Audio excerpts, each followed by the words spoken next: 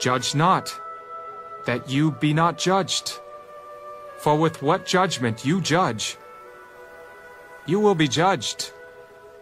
And with the measure you use, it will be measured back to you. And why do you look at the speck in your brother's eye, but do not consider the plank in your own eye? Or how can you say to your brother, let me remove the speck from your eye, and look, a plank is in your own eye? Hypocrite!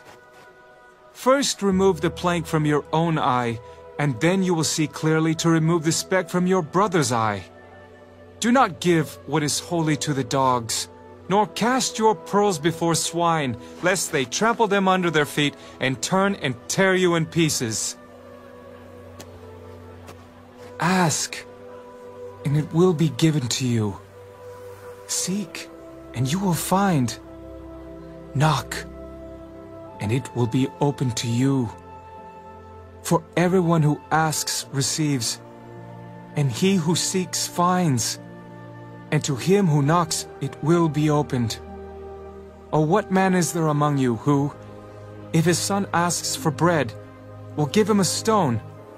Or if he asks for a fish, will he give him a serpent?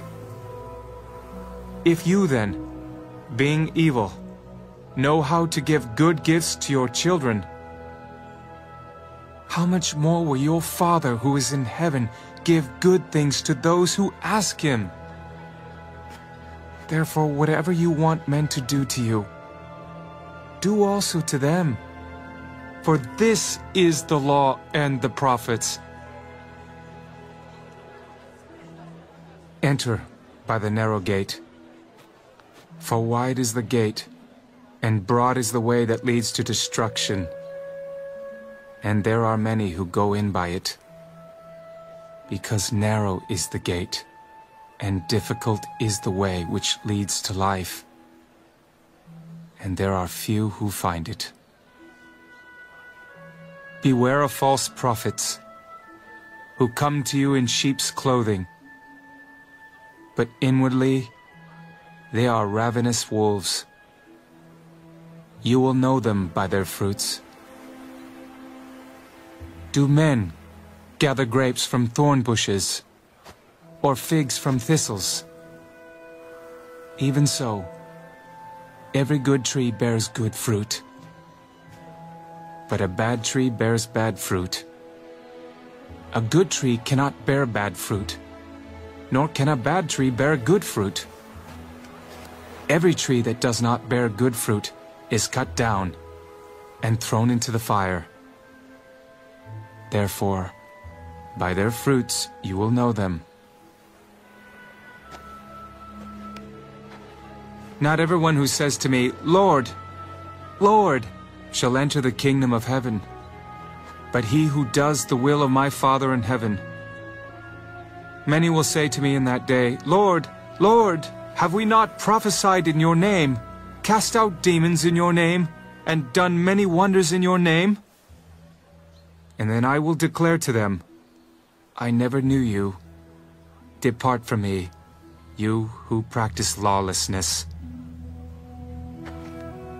Therefore, whoever hears these sayings of mine and does them, I will liken him to a wise man who built his house on the rock, and the rain descended, the floods came, and the winds blew and beat on that house, and it did not fall, for it was founded on the rock.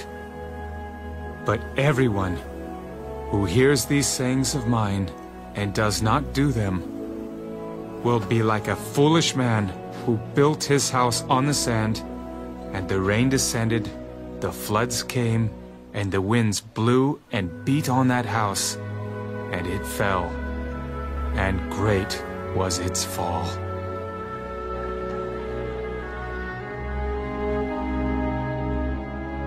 And so it was, when Jesus had ended these sayings, that the people were astonished at his teaching.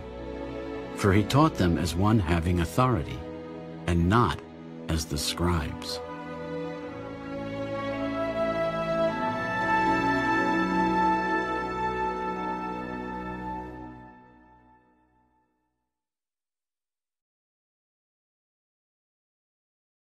The First Book of Samuel. Chapter 13. Saul reigned 1 year. And when he had reigned 2 years over Israel, Saul chose for himself 3,000 men of Israel. 2,000 were with Saul in Michmash, and in the mountains of Bethel, and 1,000 were with Jonathan in Gibeah of Benjamin. The rest of the people he sent away, every man to his tent. And Jonathan attacked the garrison of the Philistines that was in Geba, and the Philistines heard of it. Then Saul blew the trumpet throughout all the land, saying, "Let the Hebrews hear." Now all Israel heard it said that Saul had attacked a garrison of the Philistines, and that Israel had also become an abomination to the Philistines. And the people were called together to Saul at Gilgal. Then the Philistines gathered together to fight with Israel, 30,000 chariots and 6,000 horsemen, and people as the sand which is on the seashore in multitude. And they came up and encamped in Michmash, to the east of Beth-aven. When the men of Israel saw that they were in danger, for the people were distressed, then the people hid in caves, in thickets, in rocks, in holes, and in pits. And some of the Hebrews crossed over the Jordan to the land of Gad and Gilead. As for Saul, he was still in Gilgal, and all the people followed him trembling. Then he waited 7 days, according to the time set by Samuel. But Samuel did not come to Gilgal, and the people were scattered from him. So Saul said, "Bring a burnt offering and peace offerings here to me." And he offered the burnt offering. Now it happened, as soon as he had finished presenting the burnt offering, that Samuel came, and Saul went out to meet him, that he might greet him. And Samuel said, "What have you done?" Saul said, "When I saw that the people were scattered from me, and that you did not come within the days appointed, and that the Philistines gathered together at Michmash, then I said, The Philistines will now come down on me at Gilgal, and I have not made supplication to the Lord. Therefore I felt compelled, and offered a burnt offering." And Samuel said to Saul, "You have done foolishly. You have not kept the commandment of the Lord your God, which he commanded you. For now the Lord would have established your kingdom over Israel forever. But now your kingdom shall not continue. The Lord has sought for himself a man after his own heart, and the Lord has commanded him to be commander over his people, because you have not kept what the Lord commanded you." Then Samuel arose and went up from Gilgal to Gibeah of Benjamin. And Saul numbered the people present with him, about 600 men. Saul, Jonathan his son, and the people present with them remained in Gibeah of Benjamin. But the Philistines encamped in Michmash. Then raiders came out of the camp of the Philistines in 3 companies. 1 company turned onto the road to Ophrah, to the land of Shual. Another company turned to the road to Beth-horon, and another company turned to the road of the border that overlooks the valley of Zeboim toward the wilderness.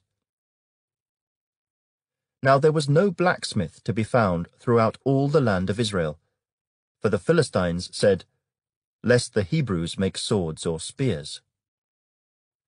But all the Israelites would go down to the Philistines to sharpen each man's plowshare, his mattock, his axe, and his sickle. And the charge for a sharpening was a pim for the plowshares, the mattocks, the forks, and the axes, and to set the points of the goads.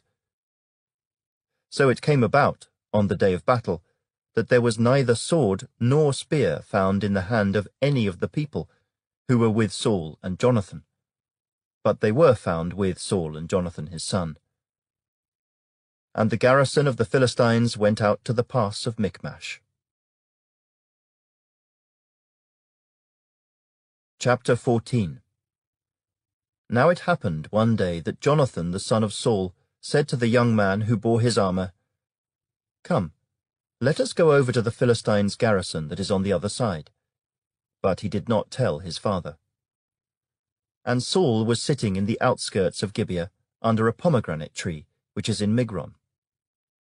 The people who were with him were about 600 men. Ahijah, the son of Ahitub, Ichabod's brother, the son of Phinehas, the son of Eli, the Lord's priest in Shiloh, was wearing an ephod. But the people did not know that Jonathan had gone. Between the passes by which Jonathan sought to go over to the Philistines' garrison, there was a sharp rock on one side and a sharp rock on the other side, and the name of one was Bozez, and the name of the other Seneh. The front of one faced northward opposite Michmash, and the other southward opposite Gibeah. Then Jonathan said to the young man who bore his armor, "Come, let us go over to the garrison of these uncircumcised. It may be that the Lord will work for us, for nothing restrains the Lord from saving by many or by few." So his armor-bearer said to him, "Do all that is in your heart. Go then, here I am with you, according to your heart." Then Jonathan said, "Very well. Let us cross over to these men, and we will show ourselves to them. If they say thus to us, 'Wait until we come to you,' then we will stand still in our place and not go up to them. But if they say thus, 'Come up to us,' then we will go up. For the Lord has delivered them into our hand, and this will be a sign to us." So both of them showed themselves to the garrison of the Philistines. And the Philistines said, "Look, the Hebrews are coming out of the holes where they have hidden." Then the men of the garrison called to Jonathan and his armor-bearer and said, "Come up to us, and we will show you something." Jonathan said to his armor-bearer, "Come up after me, for the Lord has delivered them into the hand of Israel." And Jonathan climbed up on his hands and knees with his armor-bearer after him. And they fell before Jonathan, and as he came after him, his armor-bearer killed them. That first slaughter which Jonathan and his armor-bearer made was about 20 men within about half an acre of land. And there was trembling in the camp, in the field, and among all the people.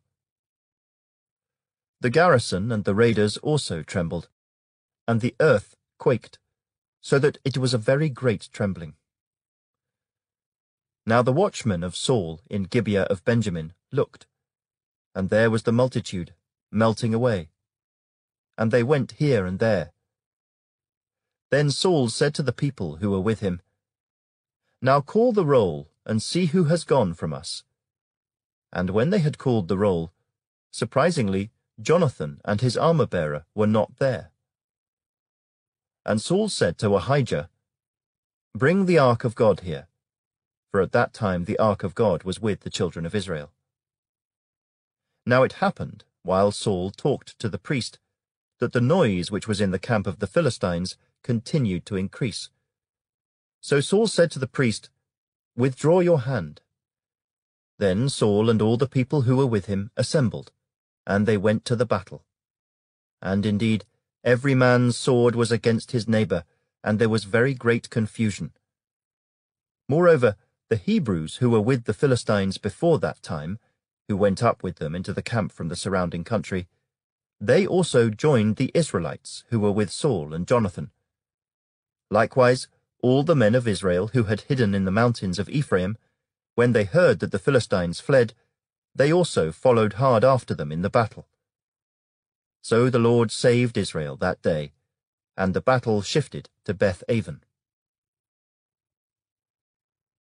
And the men of Israel were distressed that day, for Saul had placed the people under oath, saying, "Cursed is the man who eats any food until evening, before I have taken vengeance on my enemies." So none of the people tasted food. Now all the people of the land came to a forest, and there was honey on the ground. And when the people had come into the woods, there was the honey dripping. But no one put his hand to his mouth, for the people feared the oath. But Jonathan had not heard his father charge the people with the oath. Therefore he stretched out the end of the rod that was in his hand, and dipped it in a honeycomb, and put his hand to his mouth. And his countenance brightened. Then one of the people said, "Your father strictly charged the people with an oath, saying, 'Cursed is the man who eats food this day.'" And the people were faint. But Jonathan said, "My father has troubled the land. Look now, how my countenance has brightened because I tasted a little of this honey. How much better if the people had eaten freely today of the spoil of their enemies which they found. For now would there not have been a much greater slaughter among the Philistines?" Now they had driven back the Philistines that day from Michmash to Ajalon, so the people were very faint. And the people rushed on the spoil, and took sheep, oxen, and calves, and slaughtered them on the ground. And the people ate them with the blood. Then they told Saul, saying, "Look, the people are sinning against the Lord by eating with the blood." So he said, "You have dealt treacherously. Roll a large stone to me this day." Then Saul said, "Disperse yourselves among the people, and say to them, 'Bring me here every man's ox and every man's sheep. Slaughter them here, and eat. And do not sin against the Lord by eating with the blood.'" So every one of the people brought his ox with him that night, and slaughtered it there. Then Saul built an altar to the Lord. This was the first altar that he built to the Lord. Now Saul said, "Let us go down after the Philistines by night, and plunder them until the morning light, and let us not leave a man of them." And they said, "Do whatever seems good to you." Then the priest said, "Let us draw near to God here." So Saul asked counsel of God, "Shall I go down after the Philistines? Will you deliver them into the hand of Israel?" But he did not answer him that day. And Saul said, "Come over here, all you chiefs of the people, and know and see what this sin was today. For as the Lord lives who saves Israel, though it be in Jonathan my son, he shall surely die." But not a man among all the people answered him. Then he said to all Israel, "You be on one side, and my son Jonathan and I will be on the other side." And the people said to Saul, "Do what seems good to you." Therefore Saul said to the Lord God of Israel, "Give a perfect lot." So Saul and Jonathan were taken, but the people escaped. And Saul said, "Cast lots between my son Jonathan and me." So Jonathan was taken. Then Saul said to Jonathan, "Tell me what you have done." And Jonathan told him and said, "I only tasted a little honey with the end of the rod that was in my hand. So now I must die." Saul answered, "God do so, and more also, for you shall surely die, Jonathan." But the people said to Saul, "Shall Jonathan die, who has accomplished this great deliverance in Israel? Certainly not. As the Lord lives, not one hair of his head shall fall to the ground, for he has worked with God this day." So the people rescued Jonathan, and he did not die. Then Saul returned from pursuing the Philistines, and the Philistines went to their own place. So Saul established his sovereignty over Israel, and fought against all his enemies on every side, against Moab, against the people of Ammon, against Edom, against the kings of Zobah, and against the Philistines. Wherever he turned, he harassed them. And he gathered an army, and attacked the Amalekites, and delivered Israel from the hands of those who plundered them. The sons of Saul were Jonathan, Jishui, and Malchishua. And the names of his 2 daughters were these: the name of the firstborn, Merab, and the name of the younger, Michal. The name of Saul's wife was Ahinoam, the daughter of Ahimaaz. And the name of the commander of his army was Abner, the son of Ner, Saul's uncle. Kish was the father of Saul, and Ner, the father of Abner, was the son of Abiel. Now there was fierce war with the Philistines all the days of Saul. And when Saul saw any strong man or any valiant man, he took him for himself. The Book of Proverbs. The words of Agur, the son of Jakeh, his utterance. This man declared to Ithiel and Ucal, Surely I am more stupid than any man, and do not have the understanding of a man. I neither learned wisdom, nor have knowledge of the Holy One. Who has ascended into heaven, or descended? Who has gathered the wind in his fists? Who has bound the waters in a garment?